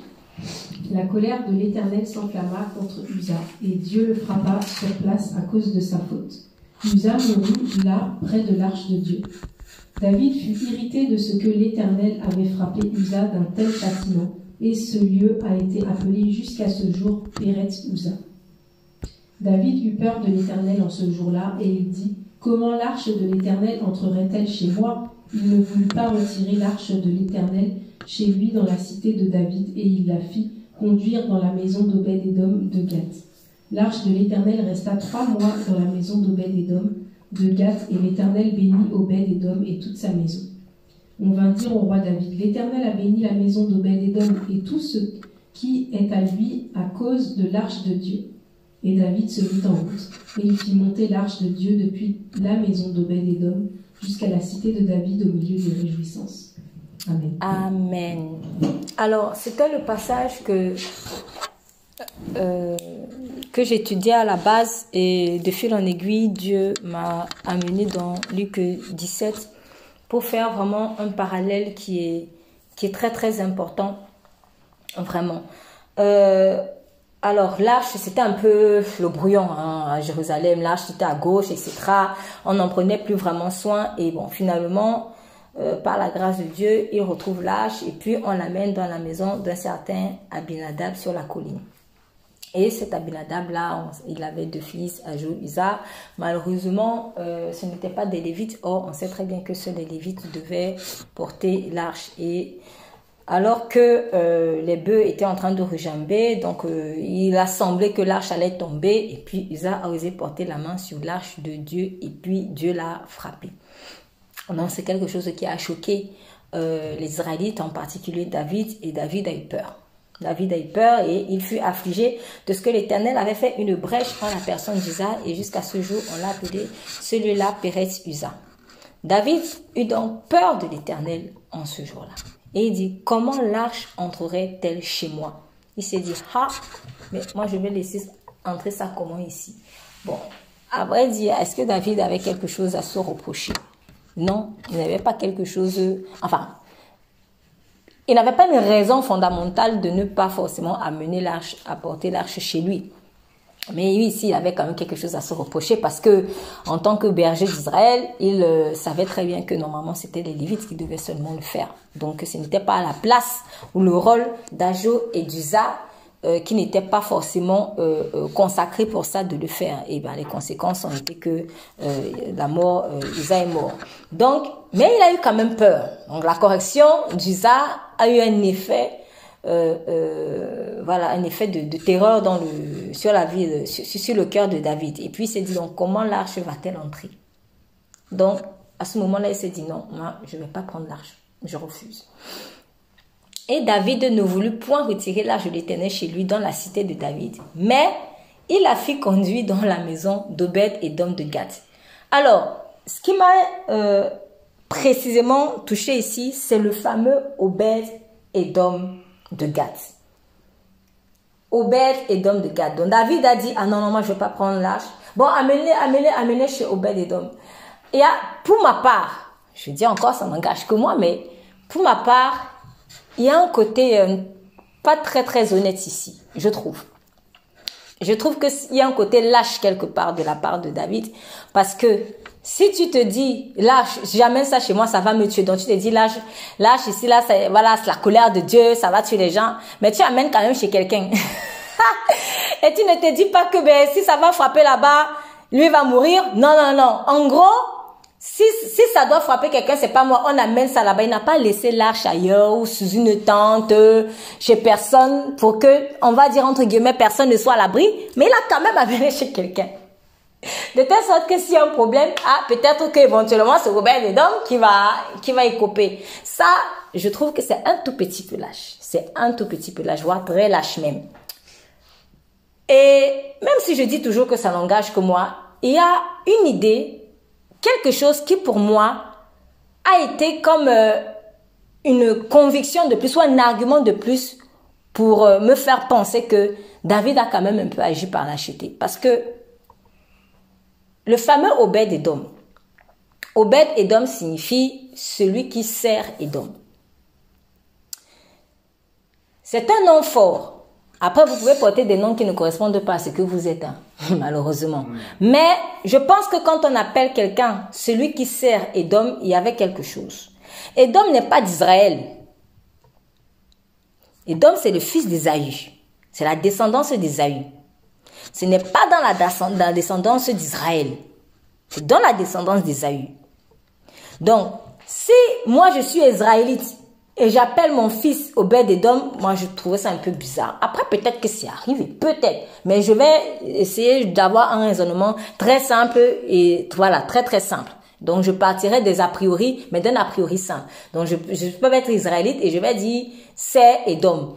Sauf si peut-être mon enfant c'est Edom, mais ce qui signifie qu'il y a, en fait, il y a une raison particulière pour laquelle je lui ai donné ça. Mais je peux pas être israélite et je vais lui dire, toi, je vais t'appeler, tu vas servir Edom. Non. Donc, Obed Edom, sert Edom, pour ma part, c'était probablement pas un Israélite. Voilà. C'était un étranger. Étranger à Israël. Bon, si on doute encore à ce niveau-là, il y a un autre élément qui pour moi en fait me conforte. Je dis bien, ça n'engage que moi, mais ça me conforte. Obed-Édom, qui vient d'où? De Gath. Or, Gath, c'est en Philistie. C'est la ville de Goliath, du fameux Goliath, qu'a vaincu David. Donc, il y a quand même deux éléments sur sa personne, du fameux Obed-Édom, qui, pour moi, me font penser que ce monsieur était un étranger, en fait, d'Israël. Oui. Si il était israélite et qu'on l'a malencontreusement appelé Obed-Édom, qu'est-ce qu'il faisait à Gath? Pourquoi on dit de Gath? Donc, tu viens de Gath. Tu es philistin ou tu es, je ne sais pas. Donc, soit édomé, soit philistin, peu importe. Ce n'était peut-être pas... Bon, c'est une mauvaise expression que je vais utiliser, mais excusez-moi, peut-être un israélite pur. Bon, à vrai dire, franchement, c'est pas pour Dieu, voilà, Dieu est le Dieu de tout le monde. Israélite et les nations aussi. Mais vous voyez ce que je veux dire. C'était un étranger. Et si Obed-Édom est donc un étranger, je me dis, mais David s'est dit, pourquoi tu allais donner l'arche à un étranger? Parce que David voyait l'arche comme la colère de Dieu qui venait détruire. Et si ça doit donc détruire quelqu'un, non, ça ne doit pas détruire quelqu'un de chez moi. Ça doit détruire les étrangers. Un étranger. Allez, on va donner ça aux étrangers. Le cimetière des étrangers. Un peu comme la poubelle. Un peu comme la poubelle. Pourquoi il n'a pas mis ça dans la maison d'un de ses enfants? Peut-être parce qu'il avait peur qu'un de ses enfants vive ce que Uza a vécu. Mais est-ce que... Remarquez ce qui s'est passé après. Et l'arche de l'Éternel demeura dans la maison d'Obed-Édom, un étranger. On précise encore le Gittien. Quand vous voyez que la Bible insiste sur l'origine de quelqu'un, c'est qu'il y a un message qu'il veut donner. On me dit d'abord en haut de Gath, après on dit encore Obed-Édom le Gittien, donc celui qui vient de Gath, le Philistie. Les mêmes Philistins qui ont été la porte ouverte pour la royauté de David, parce que c'est là où on a commencé à le regarder. Quand il a vaincu Goliath. 3 mois. Et l'Éternel a fait quoi? Il a béni Obed-Édom et toute la maison. Dieu a béni la maison de cet étranger. Alors, le problème venait donc-il de l'arche de l'alliance? Non. Parce que l'arche de l'alliance, quelle que soit la manière dont je vais la regarder, quel que soit le regard que je porte sur elle, elle sera toujours une arche de bénédiction. Elle sera toujours une arche de bénédiction. Et cela ne dépend pas que je sois étranger, pas étranger et autre. Non, parce que Dieu ne fait pas de favoritisme. Le problème qu'il y a eu ici, c'est le regard que David a eu sur l'arche. Parce que Obed-Édom pouvait aussi dire, non, moi je ne veux pas. Hey, quelqu'un vient de mourir devant tout le monde et vous voulez que moi je prenne cette arche-là? Si tu n'as pas la foi, je ne sais pas ce que c'est. Si on vous dit que, je ne sais pas, qu'est-ce que je peux prendre, cette bougie. On a mis cette bougie chez ton voisin. Dès qu'on a posé la bougie chez ton voisin, tout le monde était frappé de lèpre. Après, on vient de dire, bon, allez, toi, prends la bougie là. Automatiquement, tu vas, si tu vas dire que vous êtes fou, moi je ne prends pas ça. Amenez ça ailleurs. C'est ça. Mais Obed-Édom a reçu l'arche. Alors, pourquoi Obed-Édom l'étranger? Pourquoi Obed-Édom l'étranger, qui ne faisait pas peut-être à la base partie de ceux à qui on a donné la promesse que le Messie va venir de Jacob et tout ça, etc., etc. Pourquoi lui, il a pris? C'est une question de regard. Lui n'a pas vu l'arche de l'alliance comme la colère de Dieu qui va venir te détruire. Il n'a pas vu ça comme ça. Il n'a pas vu ça comme ça. Mais David a fui l'arche de l'alliance. Pourquoi? Parce qu'il a vu cela comme la destruction. Comment est-ce que je regarde l'alliance de Dieu? est-ce que je la regarde comme cette colère divine qui va venir me détruire à jamais? Et du coup, si je la regarde comme ça, je vais la fuir, je vais me retirer. Non, je ne prends pas ça chez moi. Ou alors, je fais comme Obed-Édom, qui est pourtant l'étranger. Lui n'était pas là quand, je ne sais pas si ses pères étaient là quand les Israélites ont quitté l'Égypte. Il n'a pas eu tout ça. Il n'a pas eu tout ça en fait. Mais il a entendu peut-être l'âge de l'alliance. Il s'est dit, oh, quel honneur, quel honneur. Venez, venez, venez, venez, venez. Pourtant, tout le monde était au courant que la même alliance venait de tuer quelqu'un. Mais quel est le regard qu'il a eu? Lui n'a pas vu ça comme mal. Lui a vu ça comme la bénédiction. Comment est-ce que je regarde l'arche de l'alliance? La façon dont je regarde l'arche de l'alliance, ça ne va jamais changer l'arche de l'alliance. La façon dont je regarde le soleil, que je regarde le soleil si en bien ou en mal, que je dise même que ça n'existe pas, ça ne va pas empêcher au soleil de se lever, de se coucher et de, et de donner sa lumière. Mais en fait, c'est sur moi-même que ça va avoir des effets. Parce que si je regarde, si je n'aime, j'ai peur peut-être du soleil, qu'est-ce que je vais faire? Je vais fuir et je vais me mettre à l'abri. Maintenant, si c'est lui, une autre personne, elle voit le soleil et ça lui fait plaisir, elle va rester sous le soleil. C'est la même chose en fait avec l'Arche de l'Alliance. Ça ne changera jamais. Comment je regarde l'Arche de l'Alliance ne changera jamais l'Alliance. Dieu ne peut pas l'enlever de son trône. C'est pour cela que Nebuchadnezzar, en fait, quand Daniel a été justifié, il a dit que tout le monde à partir d'aujourd'hui bénisse le Dieu d'Israël, car son trône est éternel. En gros, tu montes, tu descends, tu ne bougeras jamais. Le Christ. Jamais. Il ne change pas. Il est le même hier, aujourd'hui et éternellement. C'est moi-même qui change. C'est moi-même qui peux fuir l'arche de l'alliance.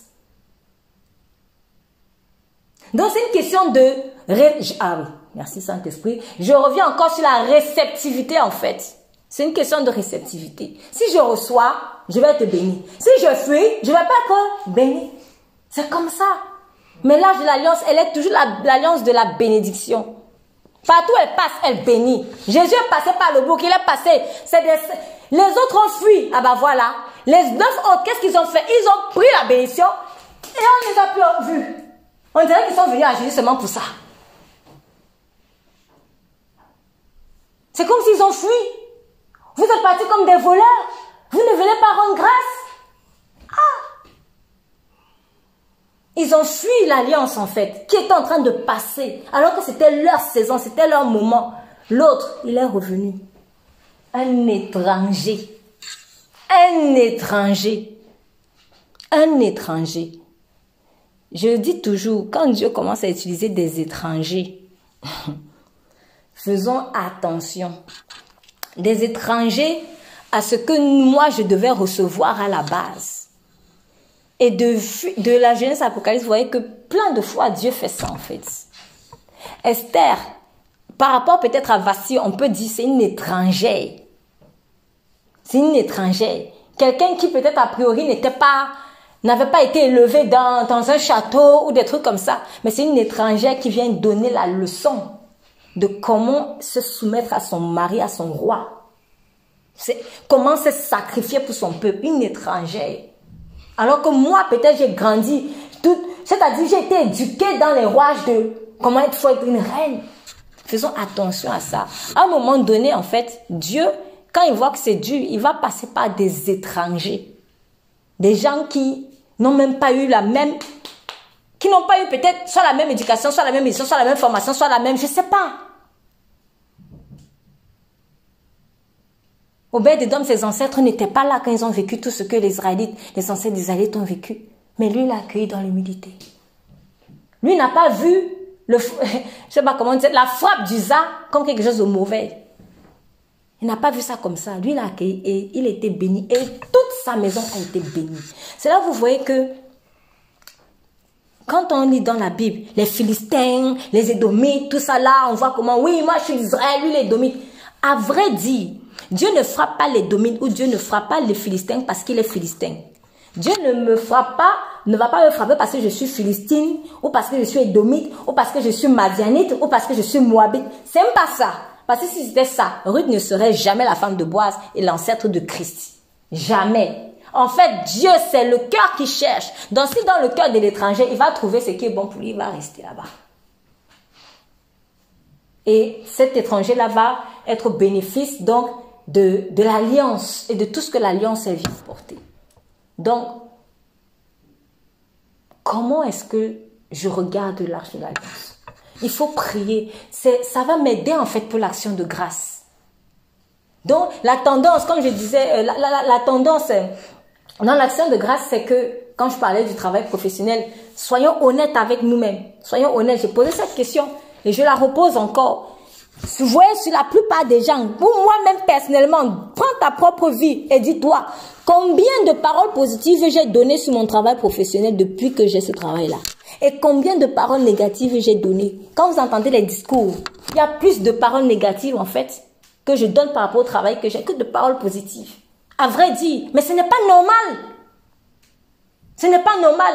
On est plus prompt à critiquer le collègue, les patrons, ou que c'est trop fatigant, ou que c'est ce... Le mal, plus de mal. Et maintenant, les fois où... Oui, il y a quand même un truc de bien, mais dès que tu as dit un truc de bien, c'est comme si tu te repens même d'avoir dit ça. Directement, tu reviens encore, mais il y a tel problème. Ouh là là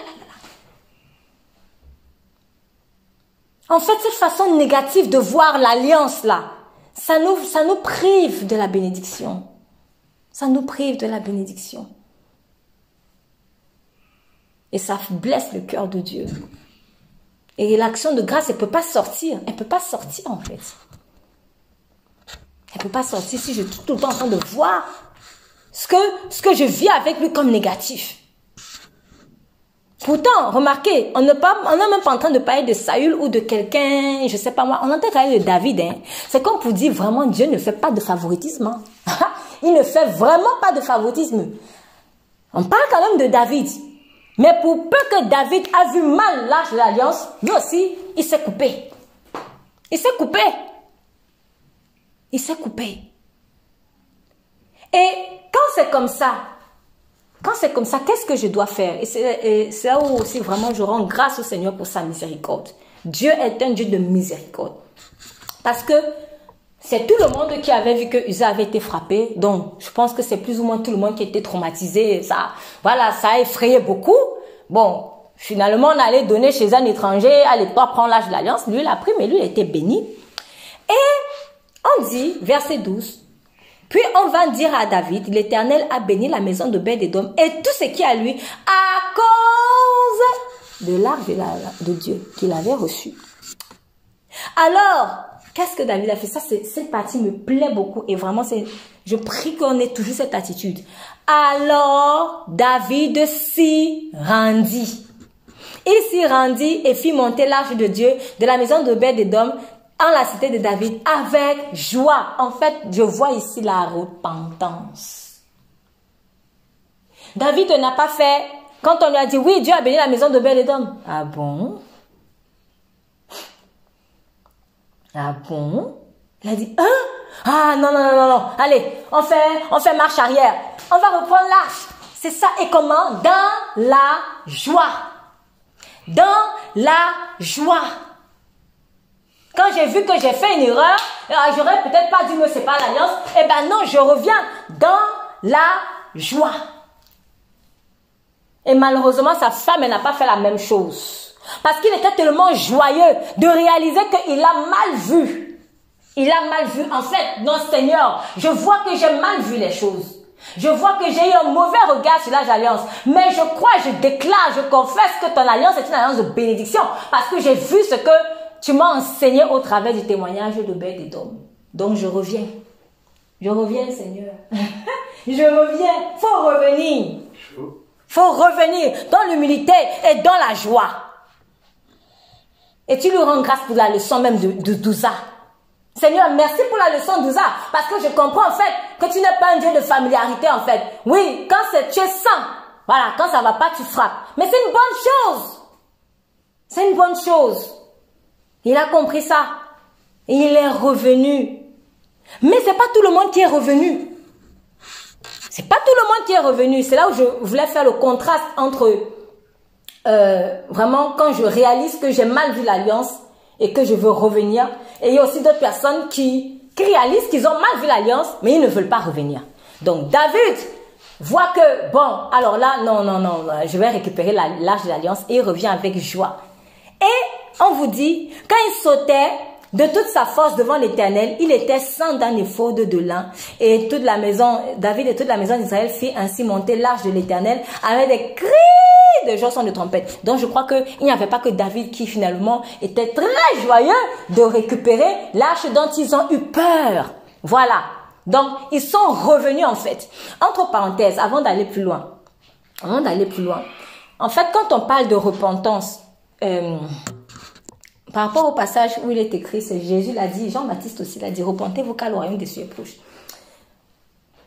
Qu'est-ce qui fait souvent qu'on est blessé quand peut-être dans notre relation avec Dieu, c'est parce qu'on n'a pas compris ce que c'est que repentance. En fait, repentance, c'est ça. C'est-à-dire, je suis sur un chemin. Et puis, je retourne. Mais voilà comment nous on voit la repentance. Je suis sur un chemin. Ah oui, je me suis trompée. Ah, bon, je me suis trompée. Oui, Seigneur, je me suis trompée. Oui, Seigneur, je me suis trompée. Mais tu restes là. Tu restes là, parfois tu dis, je me suis trompée. Et tu avances même encore. Mais en fait, c'est même pas ça. C'est même pas ça. C'est, je me suis trompée et je retourne. C'est ça. C'est le mot grec métanoïa. Métanoïa signifie changement. Lié au comportement en fait. Changement. Le mot qu'on utilisait dans repentance là, c'est métanoïa. C'est un changement. Tu vois le visage ici, c'est un peu le même visage si tu reviens.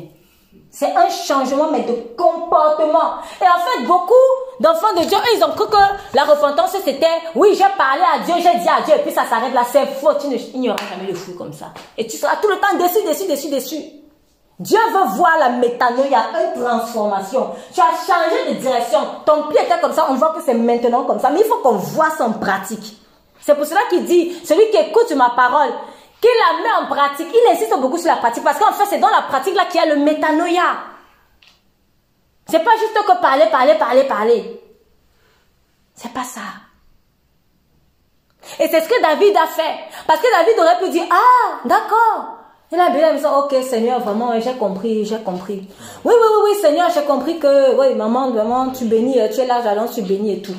Et puis il reste là, et puis il fait rien.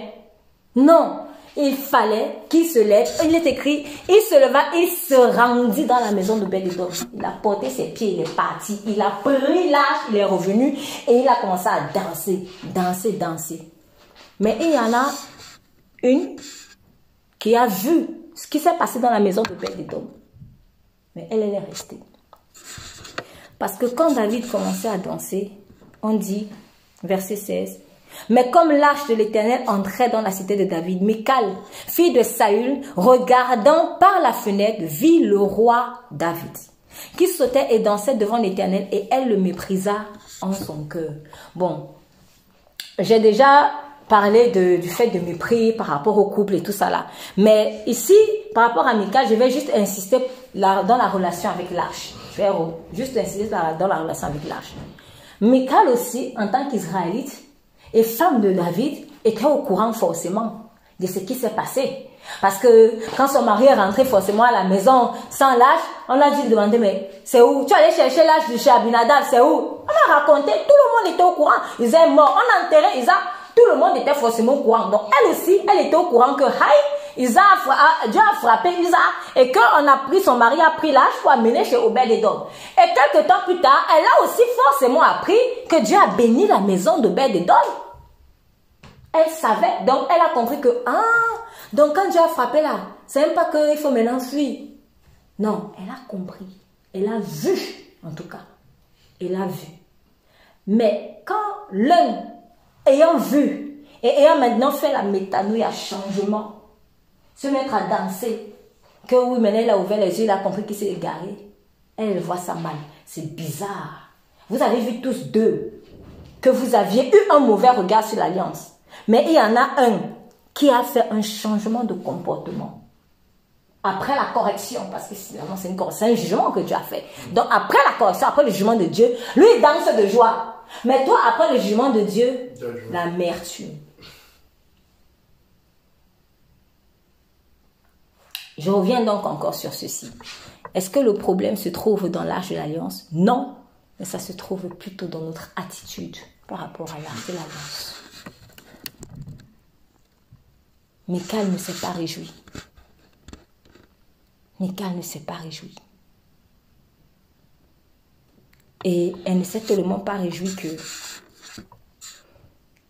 derrière le mépris de David, c'était le mépris de Dieu.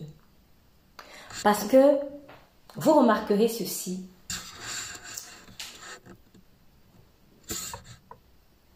On dit, regardant par la fenêtre, elle vit le roi David. Avant que David, quand il était encore à Hébron, jusqu'à Hébron, on parle toujours de David en tant que David. Vous allez toujours voir, et David fit ceci, et David fit cela. Lorsque la saison d'Hébron est venue et qu'il y a eu la chute d'Ishbosheth, le fils de Saül, etc., et qu'il était officiellement reconnu comme roi, à ce moment-là, dans la parole de Dieu, on dit plus simplement David, on dit maintenant le roi David. Alors, c'est arrivé qu'après qu'on dise David. Mais ce qui est fort ici, c'est qu'on parle de son mari. On parle de son mari et on dit, elle vit le roi David. Par rapport à elle, il y avait le roi, il y avait l'époux aussi.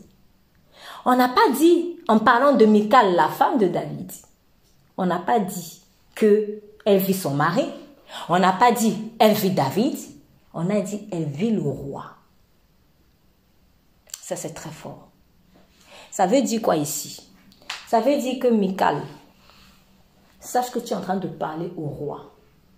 Et j'insiste toujours dessus, même dans le cas du mariage. Faites attention à la familiarité dans le couple. Faites attention parce que ton mari ou ta femme porte des casquettes à un moment donné. Il y a des fois où tu vas parler au mari, mais il y a des fois où en fait tu t'adresses au roi. Il faut qu'on fasse très attention par rapport à cela. Il faut faire très attention. Et comme j'ai dit ici, c'est plus par rapport à Dieu. Parce que si on avait juste dit la vie de David, c'est une chose. Mais ici, le Saint-Esprit voulait insister. Pour dire, Michal, tu n'as pas fait la séparation. Là où il faut faire la séparation, on ne fait pas. Là où il ne faut pas faire, on fait. Alors qu'il est écrit, c'est pas ce qui est vil de ce qui est sacré. C'est pas ton pote. Là, tu es en train de t'adresser au roi. Michal. L'arche de l'alliance. Le roi Christ est là. C'est à lui que tu t'adresses, en fait. C'est à lui que tu t'adresses. Attention, Michal. Donc, finalement, c'est comme si depuis le début, au fond, quand elle a peut-être vu que Dieu a frappé Uza, elle s'est dit, de toute manière, il est comme ça, Dieu il est trop dur. Et souvent, Dieu fait des retournements des situations pour révéler en fait des états de cœur. Parce qu'elle ne va pas dire ça avec sa bouche, mais dans le cœur, elle pense. Maintenant, quand Dieu, après sa correction, il vient et apporte la bénédiction dans la maison de Obed-Édom et que plein de personnes dans se réjouissent et se disent, ah ben en fait, on a déconné, excusez-moi l'expression. En fait, Dieu n'est pas mauvais, il est bon. Il est juste, il est bon. Dans son amour, il y a la correction en fait. Donc, en parenthèse, j'aime pas beaucoup quand on dit Dieu est amour, mais il est aussi juste. Faut pas dire ça. Pour moi, en tout cas, faut pas dire ça. Je ne vois pas la dichotomie entre les deux. Si quelqu'un voit, qui vient me dire. Mais Dieu est amour. C'est pour cela qu'il est juste. Ce n'est pas que Dieu est amour et il est juste. C'est pas séparé là. C'est la même personne. Je ne peux pas être dans l'amour et être injuste. C'est pas possible. Je ne peux pas être juste sans être dans l'amour. Ça n'a aucun sens. Donc, c'est pas que oui, Dieu est amour, mais il est aussi juste. Pourquoi le mais? Parce que mais impose une opposition. Donc, quand je dis Dieu est amour, mais aussi, ça signifie que même dans ma façon de comprendre, il y a quelque chose qui ne fonctionne pas. Il y a quelque chose que je n'ai pas saisi en fait. Donc, c'est-à-dire qu'en moi-même, j'ai déjà séparé amour et justice. Du coup, quand Dieu va frapper, je vais fuir. Pourquoi? Parce que je n'ai pas compris. Mais c'est la même chose. C'est le même esprit qui a frappé Usa, qui est le même esprit qui a béni Obed-Édom. Et qui est le même esprit qui a encore donné la joie à Israël. Qui n'a jamais corrigé son enfant ici. Et qui n'a jamais donné un câlin à son enfant en même temps. Voilà.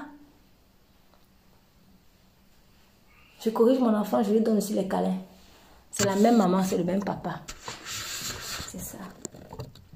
Donc, le même esprit qui a frappé Usa, je ne vais même pas dire frappé, qui a tué. Voilà, il faut dire ça comme ça. Le même esprit qui a tué Usa, c'est le même esprit qui a béni la maison d'un étranger. Voilà. Et c'est le même esprit qui a donné la joie et la danse en Israël. C'est le même esprit. Il n'y a pas de séparation. C'est le même esprit. Et je dois l'accepter comme ça. Dieu, tu le prends en tout. Il n'y a pas une division, non, je prends tel morceau et je prends ça. Non, tu me prends, c'est tout l'agneau. C'est l'agneau. Vous mangerez l'agneau en entier. A-t-il dit à Israël. C'était prophétique. C'est pour dire que si tu manges mes boyaux, tu manges mes oreilles. Tu manges mes oreilles, tu manges ma cuisse. Tu manges tout. Il n'y a pas que j'aime la cuisse, j'aime pas le boyau. J'aime telle partie, j'aime pas. Non, il n'y a pas ça. Tu prends tout en fait. C'est tout ou rien. C'est ça l'alliance en fait. C'est ça l'alliance. C'est pas comme chez les êtres humains. Quand nous on fait des contrats, déjà que le contrat c'est pas une alliance. L'alliance c'est plus fort. Mais quand on fait le contrat, il y a une partie souvent, si vous avez déjà fait des contrats qu'on émet, on dit réserve. Réserve. Alors, je ne vais pas appliquer tel article si tel... Il n'y a pas réserve. C'est tout ou c'est rien en fait. Je prends tout. Je mange l'agneau en entier. C'est pour cela qu'aucun des os de Jésus n'a été brisé. Pour que nous puissions le manger en entier. Il n'a rien brisé. Il n'y a pas de séparation. C'est tout ou rien. Donc, je reprends le même esprit qui a tué Usa. C'est le même esprit qui a béni la maison de Obed-Édom. Et c'est le même esprit qui a donné la joie en Israël. C'est le même esprit. Mais Michaël, elle a voulu faire la séparation. Et donc, le fait que Obed-Édom soit béni, et le fait que Israël soit dans la joie et dans la danse, alors qu'on a frappé Usa, elle s'est dit non. Ça ne correspondait pas à ses convictions ou alors à ce dont elle voulait absolument se convaincre que non, Dieu est dur, Dieu est mauvais. C'est ça, ça ne correspondait pas. Du coup, elle était bloquée. Soit elle se repentait, elle faisait vraiment la métanoïa comme David, c'est-à-dire aussi aller danser, chanter, se réjouir. Soit elle restait plongée dans l'amertume en fait. La vie ou la mort. À un moment donné, Dieu nous met dans des positions où on n'a pas le choix. Et moi, j'aime ces positions-là parce que souvent, on est tellement faible que vaut mieux parfois qu'il nous mette dans des positions où on n'a pas le choix. Il faut qu'on choisisse ou c'est blanc ou c'est noir. Et là, tu t'obliges, si tu es sage, à choisir la blancheur. C'est ça. Et donc, elle n'a pas séparé, elle n'a pas distingué ici l'onction royale sur son époux. Et elle dit... Quand David s'en retourna aussi pour bénir sa maison, mais Michal, fille de Saül, vint au devant de lui et lui dit, quel honneur s'est fait aujourd'hui le roi. Elle ironise. Donc, il y a des, c'est-à-dire, il y a des personnes, il va t'appeler avec ton nom, maître, maître. Mais en fait, dans son cœur, tu n'es pas maître. Elle va dire le roi d'Israël, mais dans son cœur, ce n'est pas le roi, puisque, elle dit plus tard, vint au devant de lui et dit, quel honneur s'est fait aujourd'hui le roi d'Israël en se découvrant aux yeux des servantes et des serviteurs comme on se découvrait un homme de rien. C'était une façon mesquine de lui dire, tu es un homme de rien.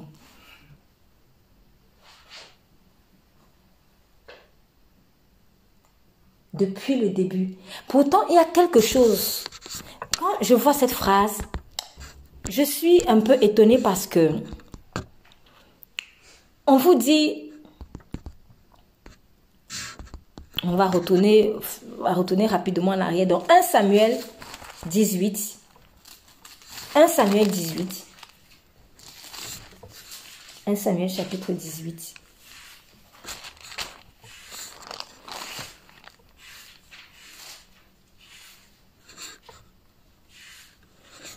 Est-ce que je peux avoir la lecture du verset 19 à 20?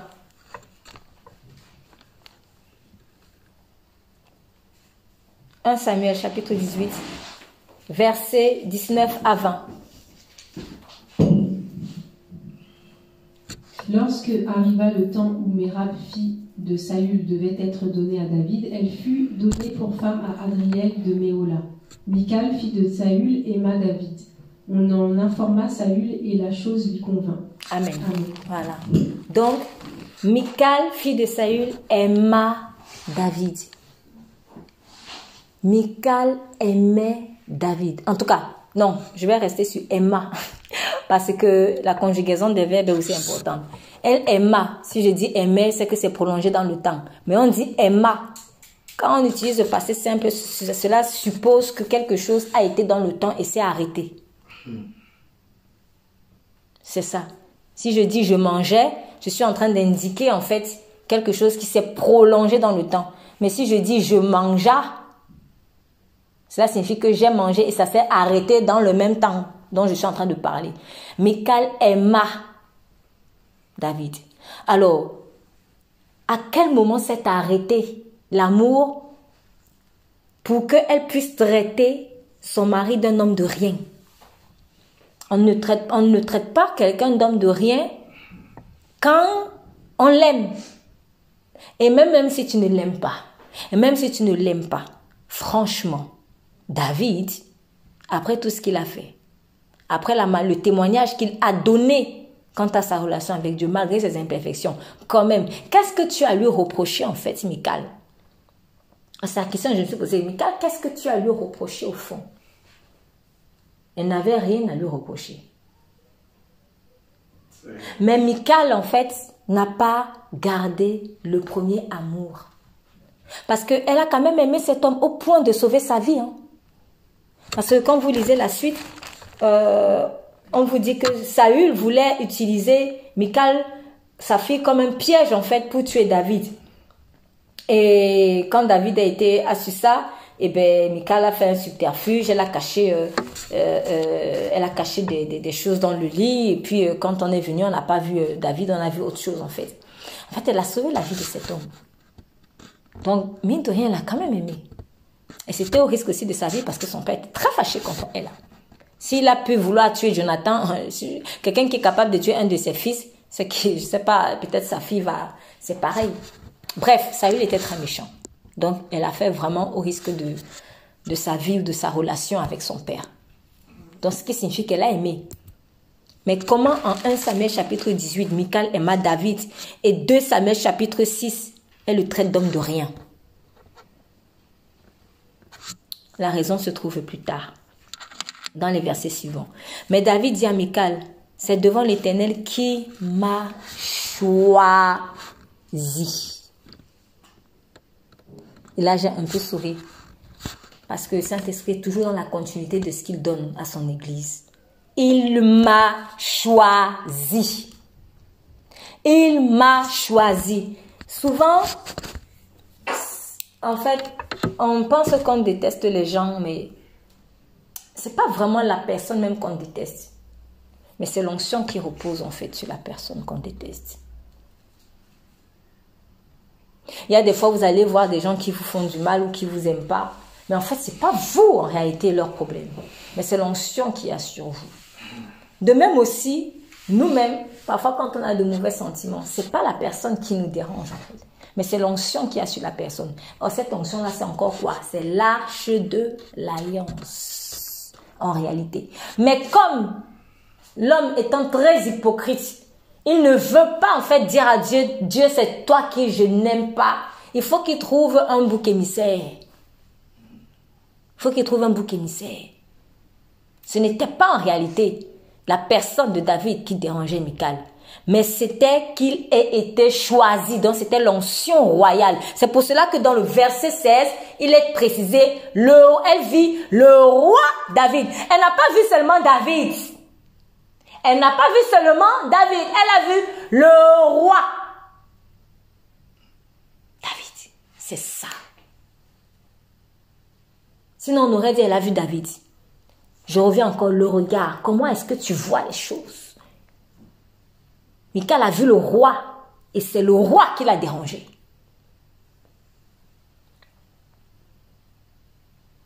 Pourquoi est-ce que l'onction royale nous dérange? Alors qu'il est écrit qu'il est le roi des rois. Il est le roi des rois. Pourquoi la royauté, en fait, me dérange? Si la royauté de Dieu me dérange, comment est-ce que je vais lui rendre des actions de grâce? Je ne pourrais pas. Je ne pourrais pas. Je ne pourrais pas. Au lieu de bénir Dieu, parce qu'il a élevé son mari à la royauté, enfin, elle a dit non. Non, non, non, non. Ça l'a dérangé. Donc, quand tu aimes quelqu'un, je reviens encore dessus, il faut aimer en entier. Il ne faut pas prendre l'épaule et laisser la cuisse. C'est pas ça. Donc, quand tu aimes Dieu, tu prends tout. Du coup, moi, je me dis, l'amour que Michal avait là, pour David, ce n'était pas vraiment l'amour inconditionnel. Ce n'était pas l'amour inconditionnel. C'est pour ça que l'amour amoureux là, c'est bien, mais il faut que ce soit sous-tendu par l'amour inconditionnel de Dieu par en bas. L'amour que j'ai pour mon frère ou pour ma soeur, ça ne suffit pas. Le jour où il me casse la tête, ah, je vais dire, ah, t'es plus mon frère, je t'aime pas et tout ça. Parce que tu n'as pas l'amour inconditionnel. Donc, comment Michal a aimé David? Comment nous on aime Jésus en fait? Comment nous on aime? Peut-être qu'on aime celui qui nous a guéris, mais est-ce qu'on aime Jésus le roi? Peut-être qu'on aime celui qui nous a sauvés de la mort, mais est-ce qu'on aime le Seigneur? Qu'est-ce que tu aimes sur Jésus? C'est ça. C'est important, je vous assure, c'est très important en fait de s'arrêter soi-même et de réaliser en fait des choses qu'on n'aime pas. Récemment, dans le cadre d'une réunion de prière, on a prié en fait pour demander à Dieu, Seigneur, pourquoi ta loi me dérange? Qu'est-ce qui dans ta loi me dérange? Ce sont des auto, comment je peux dire ça, des introspections en fait qu'on doit faire. Pas pour se condamner, mais pour comprendre qu'est-ce qui nous dérange en fait. Et du coup, même dans les couples, c'est la même chose. C'est la même chose. Peut-être tu vas voir des gens qui se disputent tout le temps. Oui, oui. Mais au fond, c'est pas que c'est ma femme que j'aime pas. Mais c'est parce que peut-être c'est la vice-présidente. Donc tu veux la femme, mais tu veux pas la vice-présidente. Mais tu l'épousais alors pourquoi? Quand tu l'épousais, tu épousais tout. Parce que quand quelqu'un t'épouse, c'est ta destinée aussi qu'il épouse. Du coup, les chéris, je t'aime là, mais si c'est pour laisser le côté royal là, non. On n'est pas ensemble, tu ne m'aimes pas. Tu ne m'aimes pas. Tu m'aimes handicapé. Tu m'aimes, mais sans ma cuisse, ou sans mon épaule, ou sans mon... Mais je ne suis pas, je ne veux pas être handicapé spirituellement. Donc, comment est-ce qu'on aime les gens? Comment on aime les gens? Ce qui a dérangé Michal, ce n'était pas David, c'était le roi David. Mais pourquoi même la royauté nous dérange? Si la royauté me dérange chez David, comment je vais moi-même être roi? Je ne peux pas, parce que en fait, si c'est la royauté en fait que je n'aime pas. Mais si la royauté vient vers moi, ah, je vais me coller à toi et que elle voit que je ne l'aime pas, elle va me fuir aussi. Elle va me fuir, pourquoi? Parce que la royauté, c'est une personne, c'est Dieu lui-même. C'est Dieu lui-même. Si Dieu te donne une bénédiction, tu n'aimes pas ces bénédictions, tu vas fuir. Si tu es pasteur, tu critiques un pasteur, c'est ton mystère pastoral toi-même que tu es en train d'enfoncer. Tu peux multiplier des exemples comme ça. Pourtant, Michal, tu es la femme d'un roi, donc Michal, tu es reine. Michal est reine en fait. Il ne faut pas qu'on oublie ça. Hein. Tu es la femme du roi, donc tu es reine. En fait, tu ne t'aimes pas toi-même. Tu ne t'aimes pas toi-même, Michal.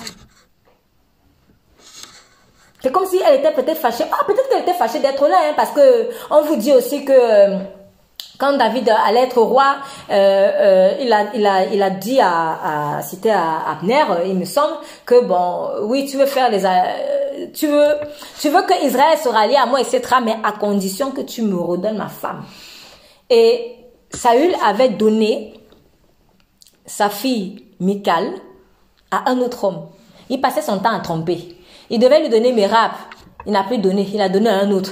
Il a donné Michal. Quand il a eu la fille, il a encore pris Michal. Il a donné encore un autre. C'est bizarre. Il y avait un esprit bizarre dans cette famille. Donc ta fille est déjà mariée à quelqu'un. Tu prends, elle est mariée. Après, tu vas encore le faire épouser une autre personne. En fait, la vie de Michal, elle était... Pour moi, il y a un esprit Excusez-moi, mais j'ai l'impression qu'il y a un esprit d'impudicité en fait qui poursuivait quelque part Michal. Parce que même d'ailleurs avec David, la condition pour épouser Michal, ce qui peut faire peut-être effet de dot aujourd'hui, allez, on va dire ça comme ça, c'était 100 prépuces de Philistins. Et c'est ce que Saül avait demandé. 100 prépuces de Philistins, c'est bizarre. Donc, surtout les Philistins, ce n'est que les prépuces que tu as vu qu'il faut aller prendre pour épouser ta fille. Donc, c'est à cette condition-là que Michal a été donnée à David. Mais elle aimait. Mais même ça, là, pour moi, c'est un peu bizarre.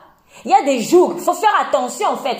Il y a des alliances que vous êtes en train de faire. Des alliances. Et parfois, là où on est, excusez-moi, mais souvent insensé, c'est que on n'est même pas au courant de tous les paramètres. Si Dieu nous explique, on va péter un câble. Donc, Dieu souvent veut arranger même les choses sans qu'on ne comprenne forcément. Parce que si on ne peut pas tout comprendre. Elle est vendue pour 100 prépuces de Philistins.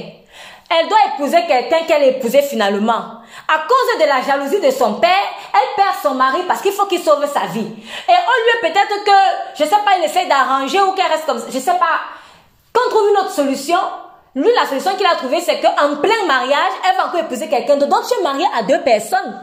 Regardez un peu les liens spirituels qu'il y a sur cette femme. 100 prépuces de Philistins, plus 2 mariages en même temps. Et après, on va encore t'arracher du 2 mari pour revenir à l'autre. Il y avait un désordre. C'est un désordre terrible dans la vie de cette femme, en fait, par rapport au mariage et tout ça. Mais, les 100 prépuces de Philistins, là, cette alliance, pour moi, malsaine. C'est une alliance malsaine, en fait, qui s'est faite parce que le cœur de Saül n'était pas bon quand il faisait ça.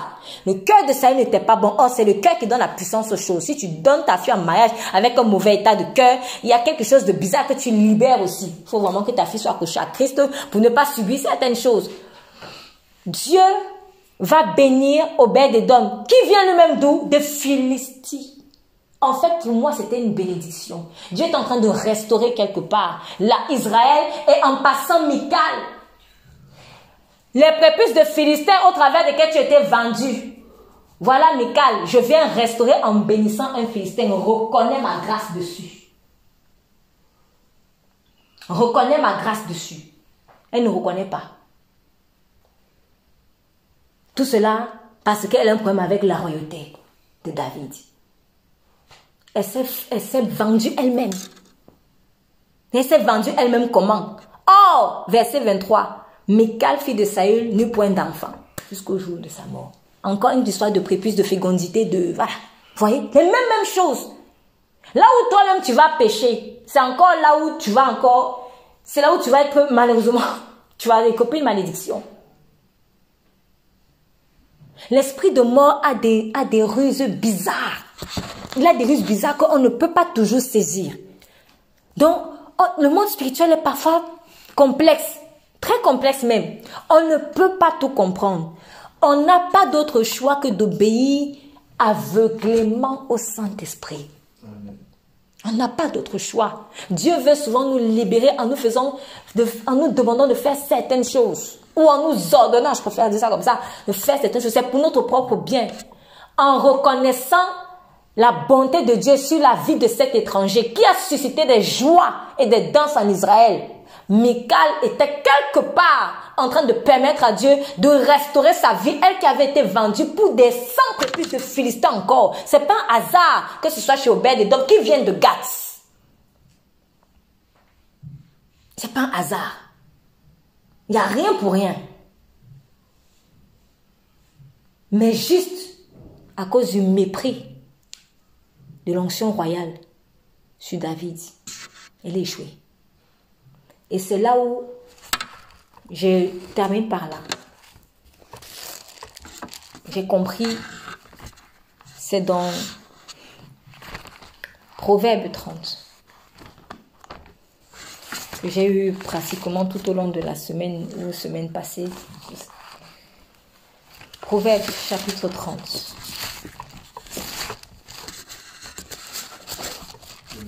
Proverbe chapitre 30. Verset Bon, on va lire à partir du verset 15, mais je vais insister sur le verset 16. La censure a deux filles qui disent apporte, apporte. Dans d'autres versions, c'est donne, donne. Il y a trois choses qui ne se rassasient point. Voilà. Il y a trois choses qui ne se rassasient point. Et il y en a même quatre qui ne disent point, c'est assez. Voilà, eux ne sont jamais fatigués. C'est quoi? Le sépulcre, la femme stérile, la terre qui n'est pas rassasiée d'eau, et le feu qui ne dit point, c'est assez. En tout cas, quand vous faites un peu le point commun entre toutes ces quatre choses-là, pour ma part, moi, je vois la mort. Je vois la mort, en fait. Le sépulcre, la femme stérile, la stérilité, ça, c'est la mort. La terre qui n'est pas rassasiée d'eau, dont tu as toujours soif, pardon. Assoiffé, assoiffé, assoiffé. Et le feu ne s'arrête jamais de dévorer. Si tu ne viens pas l'arrêter, il va dévorer. Il va dévorer. En revanche, quand vous voyez que c'est un feu qui vient de l'Éternel, vous allez toujours voir une maîtrise de soi. Mais le feu qui ne vient pas de l'Éternel, comme les fils de Zébédée, les fils de tonnerre. Oh Seigneur, quand nous demandions que le feu descende du ciel pour brûler encore qui ces étrangers. Et là, le Seigneur leur a dit, mais vous ne savez pas de quel esprit vous êtes animés. Le feu de Satan, lui, ne se rassasie jamais. Il détruit tout sur son passage. Il détruit tout. Mais Dieu qui est pourtant un feu dévorant, il se maîtrise. Donc nous avons un feu. Quand nous sommes en Christ, on a un feu. Mais c'est un feu qu'il maîtrise, qui sait où il va. Il ne dévore pas à tout va. Il sait où il va, il ne dévore pas à tout va. Donc, vraiment... pourquoi alors j'ai pris ce passage? Parce que derrière cela, j'ai compris une chose que Dieu voulait me dire. Quand tu es toujours dans cette attitude, encore, je veux encore, donne-moi encore, encore, et c'est que tu n'as pas compris en fait l'action de grâce. Tu n'as même pas déjà remercié pour ce que tu as. En fait, quand je suis avide de quelque chose, je suis toujours en train de demander et encore, l'envie, la possessivité, la soif de posséder. C'est ça le contraire de l'action de grâce. L'action de grâce, elle sait se contenter. Et c'est comme ça que dans l'action de grâce, la bénédiction, ça rajoute et se rajoute et se rajoute. Mais celui qui est toujours assoiffé, il fait encore, et encore, et encore, et encore, et encore. À un moment donné, il va voir qu'il est sec. Et c'est justement parce qu'il est sec qu'il va encore demander plus. Mais quand tu as l'action de grâce, tu es déjà rassasié. Tu te rassasies. En attendant que tu digères et après tu vas encore demander et Dieu va encore donner. L'action de grâce, elle est comme un repas qui te calme et qui brise les élans en fait d'envie, de possessivité. Donc chaque fois que tu es toujours et encore, et encore, et encore, et encore. Ah oui, c'est pas assez. Oui, tu ne vois même pas déjà le bien. C'est que tu es dans l'amour. C'est ça. Et Michal, en fait, malheureusement, c'était ça. Michal, toi, tu n'es même pas contente. En fait, tu n'es pas... Ah oui, merci Saint-Esprit. En fait, Michal, David l'a très bien dit. Il lui a dit, c'est que c'est devant l'Éternel qui m'a choisi plutôt que ton père. Et que toute ta maison pour m'établir. Donc, en fait, David, merci Saint-Esprit. Par le Saint-Esprit, il a la révélation que tu parles là, mais c'est la jalousie. En fait, tu n'as pas accepté le jugement de Dieu sur ton père. Remarquez, tout à l'heure, je viens de parler du jugement qu'elle n'a pas accepté sur Uza. Peut-être certains allaient dire non, c'est peut-être tiré par les cheveux. Mais en fait, si on pense que c'est tiré par les cheveux, au moins par rapport à son père, elle n'a pas accepté le jugement. Alors, qu'est-ce qui dérange Michal finalement?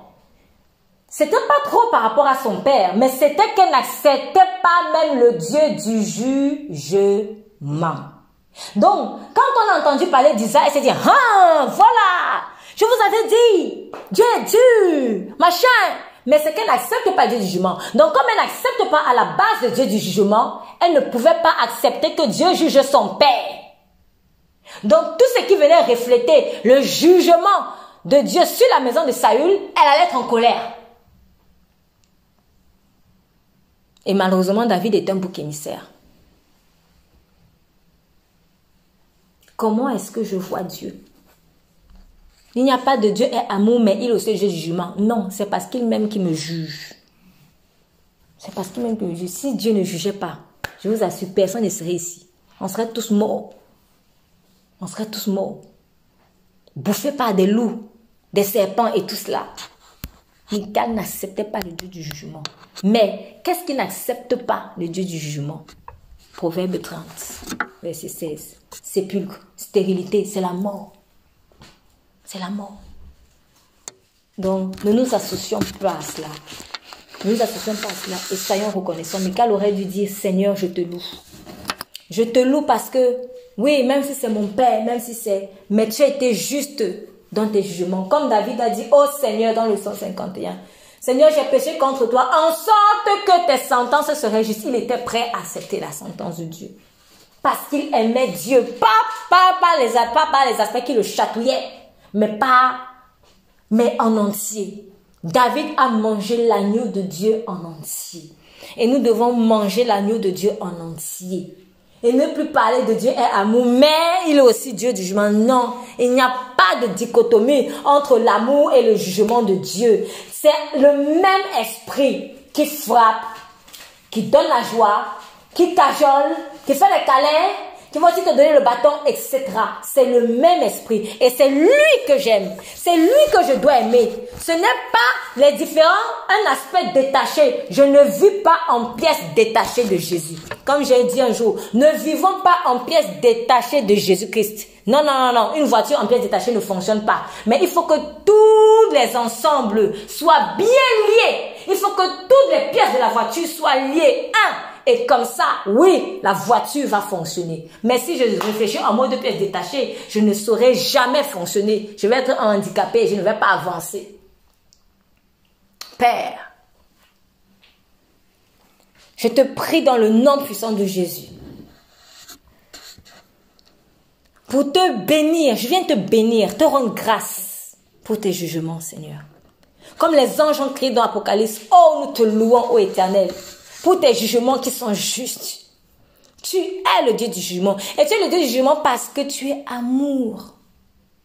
Parce que tu es amour, Seigneur.